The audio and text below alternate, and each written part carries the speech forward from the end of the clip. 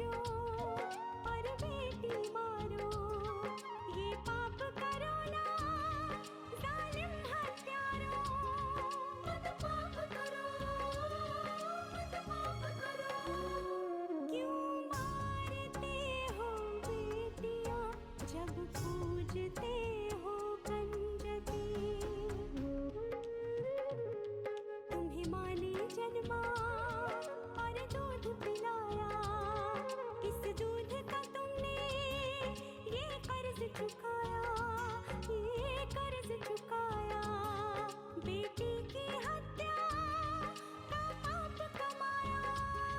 मत पाप करो, मत पाप करो। क्यों मारते हो बेटियां जब पूजते हो कंजकी।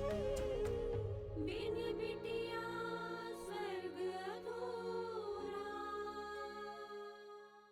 लेकिन काश तुम हमारे बेटे बन के पैदा हुए होते।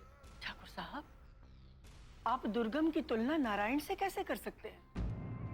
ये घटना कल की है, रिपोर्ट आप लोग आज दिखा रहे हैं।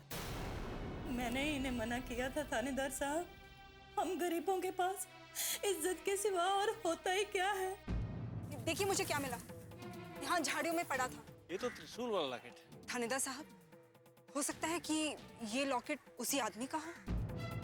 रोना नहीं, तेरे रोने से मैं डरूंगा नहीं, तुझे निकाल कर ही रहूंगा।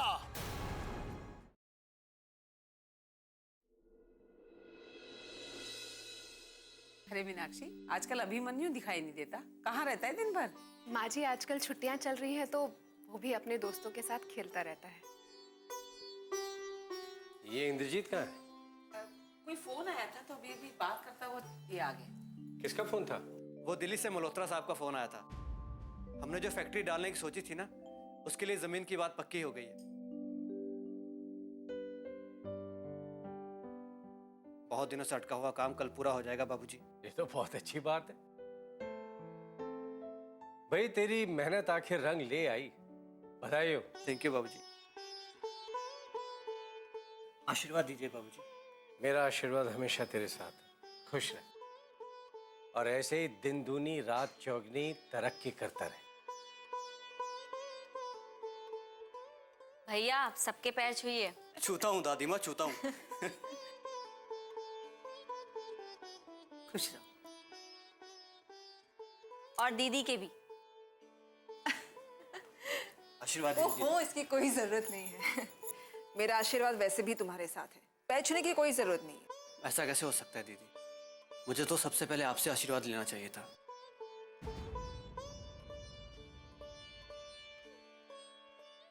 आशीर्वाद दीजिए। अरे तो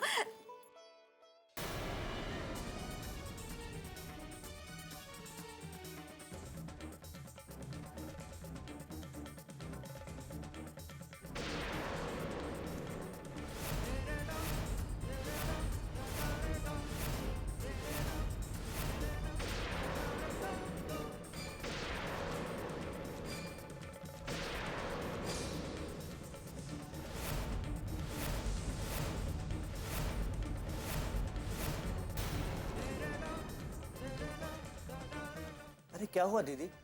आशीर्वाद तो दीजिए। दुर्गम, दुर्गम?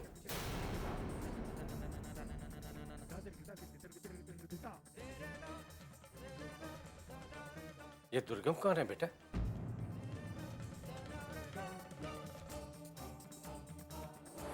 प्रणाम भाभी जी।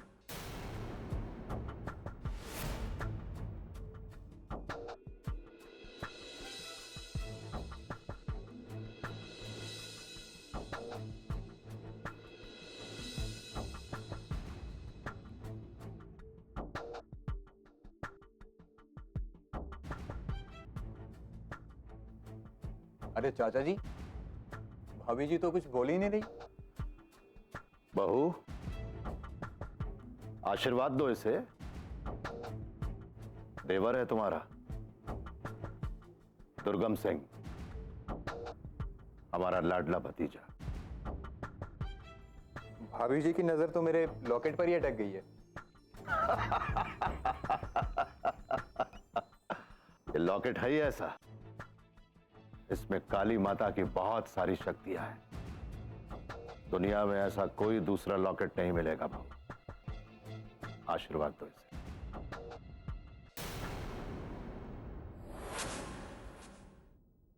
हाँ दीदी, ये दुर्गम कौन है? पल्लवी, दुर्गम अनु के पापा का छोटा भाई है, उनकी ताऊ जी का लड़का। लेकिन इस समय उसकी याद कैसे आई? बाबूजी, आपको याद है मैं उस लॉकेट के बारे में बोल रही थी कि मैंने वो लॉकेट कहीं तो देखा है, लेकिन मुझे याद नहीं आ रहा था। लेकिन अब मुझे याद आ गया है बाबूजी, वो त्रिशूल वाला लॉकेट मैंने दुर्गम के गले में ही देखा था।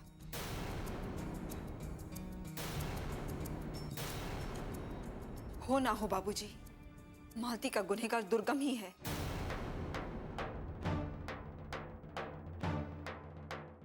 हे भगवान, फिर से समझी जी। मैंने कहा था ना आपसे, कोई ना कोई मुसीबत आने वाली है। लेकिन दीदी, त्रिशूल का लॉकेट तो कोई भी पहन सकता है, इससे हम दुर्गम को गुनहगार कैसे मान सकते हैं? नहीं इंद्रजीत, वो लॉकेट दुर्गम का ही है। अनु के दादाजी ने खास दुर्गम के लिए बनवाया था, और वो लॉकेट मैं कभी नहीं भूल सकती।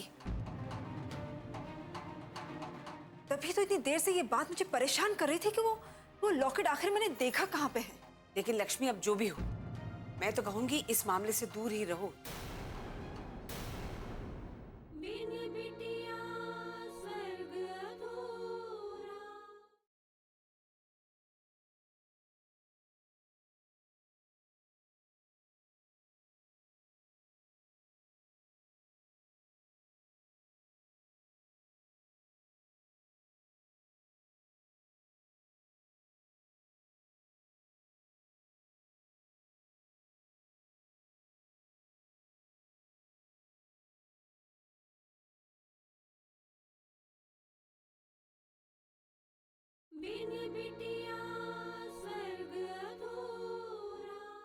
अनु के दादाजी ने खास दुर्गम के लिए बनवाया था, और वो लॉकेट मैं कभी नहीं भूल सकती। तभी तो इतनी देर से ये बात मुझे परेशान कर रही थी कि वो लॉकेट आखिर मैंने देखा कहाँ पे है। लेकिन लक्ष्मी, अब जो भी हो, मैं तो कहूंगी इस मामले से दूर ही रहो। लेकिन माँ, पुलिस को तो बताना ही होगा ना। हाँ हाँ, बता दो पुलिस को, लेकिन फिर पुलिस जाने और उनका काम करने दो पुलिस को छानबीन अपने हिसाब से। लेकिन तुम लोग बीच में नहीं पड़ोगे। वसुंधरा, देखिए, मैं जानती हूँ आपको मेरी बात हमेशा गलत लगती है, लेकिन ये समधी जी का मामला है, आप तो जानते हैं ना उन्हें। आखिर मेरा भी माँ का दिल है। इस बार मैं सच में लक्ष्मी की भलाई के लिए कह रही हूँ, उसके लिए ठीक नहीं है। बाकी आप सोच लीजिए, जैसा आप ठीक समझे। तुम्हारा कहना बिल्कुल ठीक है वसुंधरा,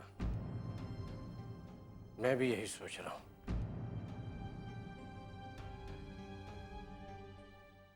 अब तक तो सब ठीक था, लेकिन अब जब मान सिंह के भतीजे का नाम बीच में आ गया है, तो बेटे तुम दूर ही रहो। जी बाबूजी। शुक्र है भगवान का, मेरी कोई बात तो आपको सही लगी। मैं तो आज धन्य हो गई, वरना इस घर में तो सब मुझे टोकते ही रहते हैं और मुझे बेवकूफ समझते हैं, जैसे मैं कोई मूर्ख हूं। मुझे तो कुछ समझते ही नहीं। नहीं वसुंधरा, ऐसी कोई बात नहीं है। जो बात सही है वो सही है।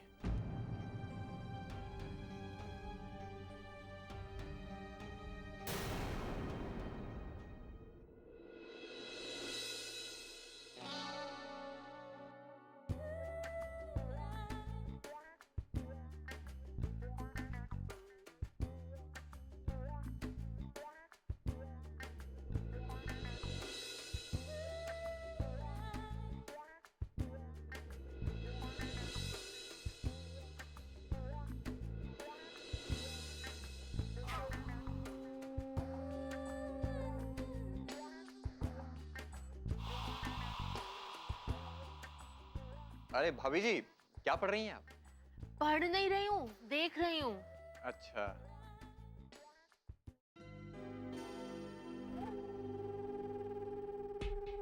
जरा दिखाइए तो।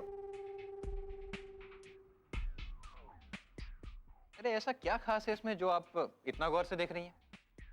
कितने भारी भारी गहने पहने हैं, कितनी सुंदर लग रही है ये।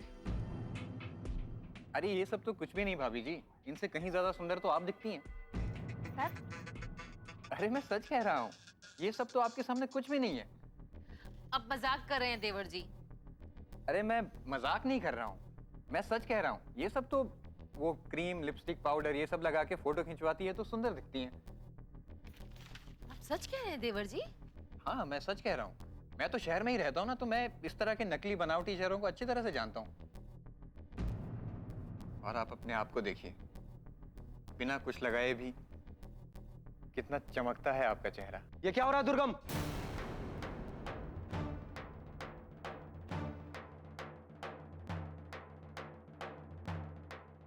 और तुम यहां क्या कर रही हो?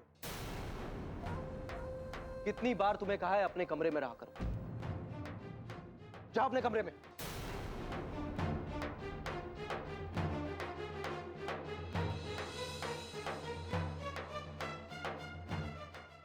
नारायण, क्या बात है?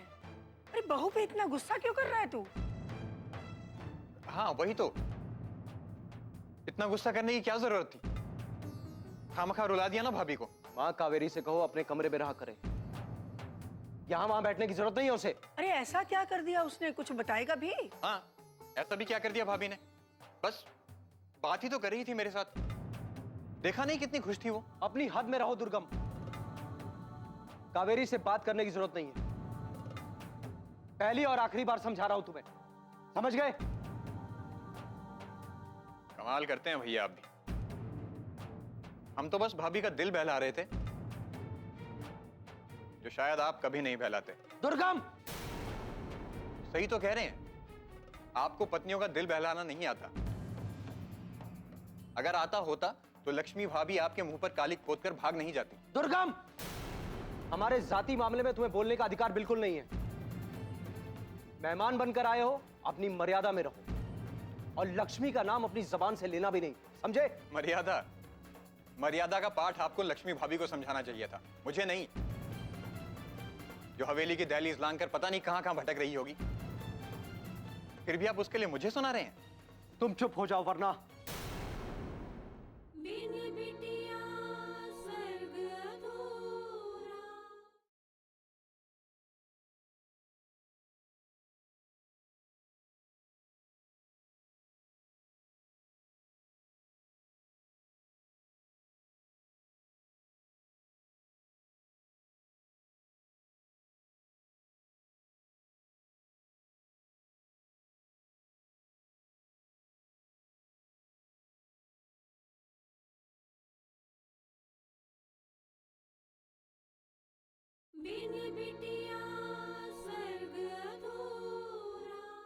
मेहमान बनकर आए हो, अपनी मर्यादा में रहो। मर्यादा? मर्यादा का पाठ आपको लक्ष्मी भाभी को समझाना चाहिए था, मुझे नहीं। जो हवेली की दहलीज लांघकर पता नहीं कहां कहां भटक रही होगी, फिर भी आप उसके लिए मुझे सुना रहे हैं। तुम चुप हो जाओ वरना। वरना क्या भैया, हम तो कुछ भी नहीं बोले हैं, वरना उस जैसी औरत के लिए जितना कहा जाए उतना ही कम है। क्या कर रहे हो नारायण? ये क्या कर रहे हो तुम? अपने छोटे भाई पर हाथ उठा रहे हो? बाबूजी, ये कब से लक्ष्मी के बारे में बकवास किया जा रहा है? आखिर सहने की भी एक हद होती है। हदें तो तुमने पार कर दी। जो 2 टके की औरत के लिए अपने छोटे भाई पर हाथ उठाने जा रहे हो, तुम्हें कब समझ में आएगा कि उस औरत की वजह से हमारे खानदान का नाम मिट्टी में मिल गया। टके की औरत के लिए तुमने दुर्गम पर हाथ उठाकर अच्छा नहीं किया। मगर बाबूजी, इसने बस, इसके आगे ऐसा ना हो, इसी में तुम्हारी भलाई है। दुर्गम, आओ हमारे साथ।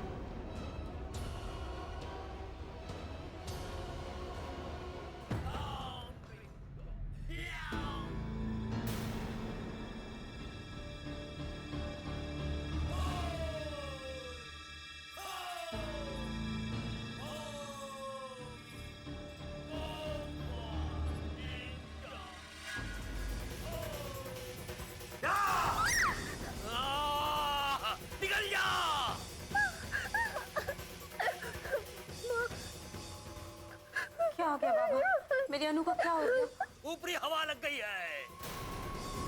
देखा, मैं ना कहती थी। राम जी भला करे, लेकिन मेरी कोई बात ही नहीं सुनता था। तो अब क्या होगा बाबा मेरी अनु का? कैसे ठीक होगी? बड़ी बुरी हवा है, बड़ी जिद्दी भी है। इसे मुक्त कराना आसान नहीं होगा।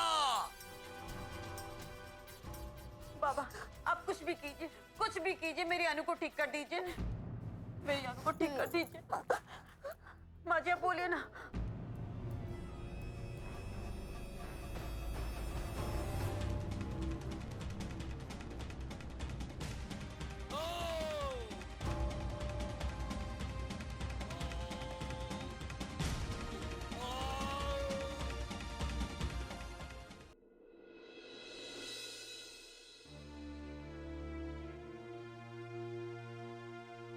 कमाल करते हैं भैया आप।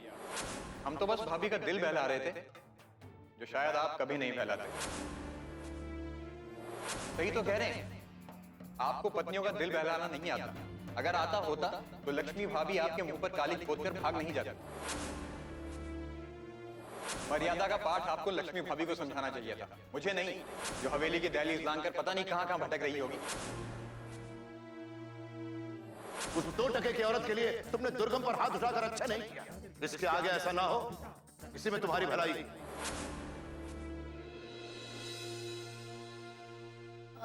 सुनिए, मुझे माफ कर दीजिए ना।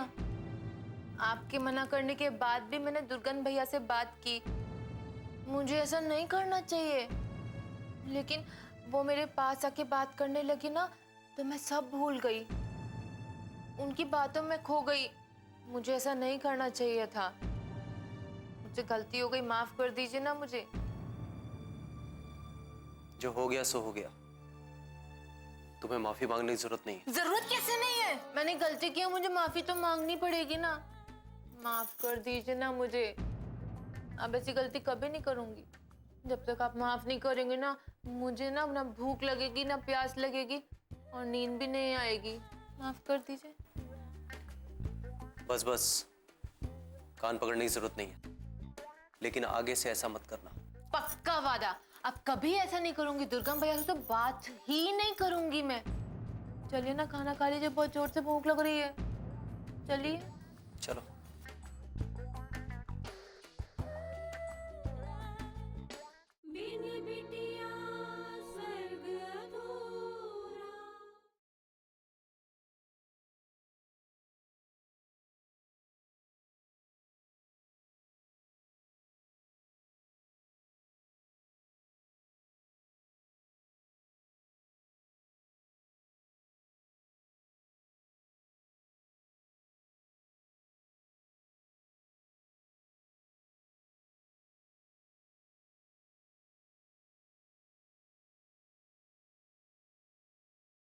बिन बिटिया स्वर्ग अधूरा।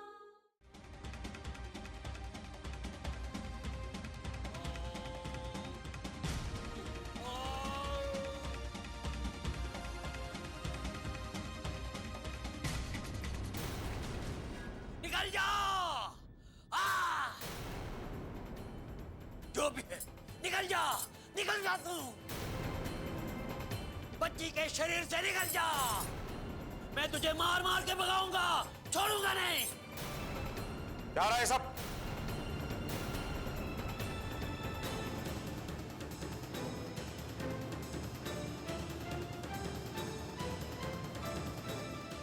खड़ा खड़ा। कौन है तुम? ऊपरी बाबा हूं मैं। भूत, पिशाच, डायल, चुड़ैल, ऊपरी हवा, सबको एक चुटकी में भगाता हूं। सबको निकालता हूं मैं। तेरी बच्ची को ऊपरी हवा लग गई है, बड़ी जिद्दी है, पर तू चिंता मत कर, मैं उसे निकाल के ही दम दूंगा। निकल यहाँ, निकल, निकल! अरे माई, ये कैसी बातें करता है? इसे बता दे कि मैं कौन हूं। तू जो भी है ना, निकल यहाँ से। निकल यहाँ से, एक पल भी यहाँ रुका ना तो मार मार के पुलिस स्टेशन ले जाऊंगा, जो तेरी असली जगह। निकल यहाँ से। जाता हूँ, और सुन ले, एक अघोरी का अपमान किया है तूने, और तुझे मैं श्राप देके जाता हूँ कि तेरी ये बच्ची कभी ठीक नहीं होगी। तूने एक महान अघोरी का अपमान किया है। जा जा, तेरे पूरे परिवार को सहन करना पड़ेगा। तेरा पूरा परिवार तेरा पूरे परिवार नहीं होगा। जा, जाता हूं मैं। क्या था ये सब? बोलो, किसने बुलाया था इसे? अब बेटा भरोसा कर हम पे, हम तो अनु की भलाई चाहते थे। माँ चुप, चुप रहिए आप। बोलो सुशीला, किसने बुलाया था इसे? जानती हो तुम, ये लोग एक नंबर के पाखंडी होते हैं, कि तुम जैसे लोगों को बेवकूफ बनाकर पैसे ठगते हैं। छोटी बच्चियों को अगवा करके उनसे गलत काम करवाते हैं, ये उनकी बलि देते हैं ये। और तुमने ऐसे आदमी को घर बुलाकर मेरी बच्ची उसके हवाले कर दी। हाँ, मुझसे बहुत बड़ी गलती हो गई, मुझे माफ कर दीजिए। तुम्हारी ये गलती छोटी मोटी गलती नहीं है, जिंदगी भर माफ नहीं करूंगा तुम्हें। विशाल चुप।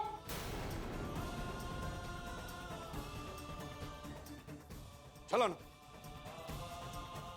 अनु, अनु,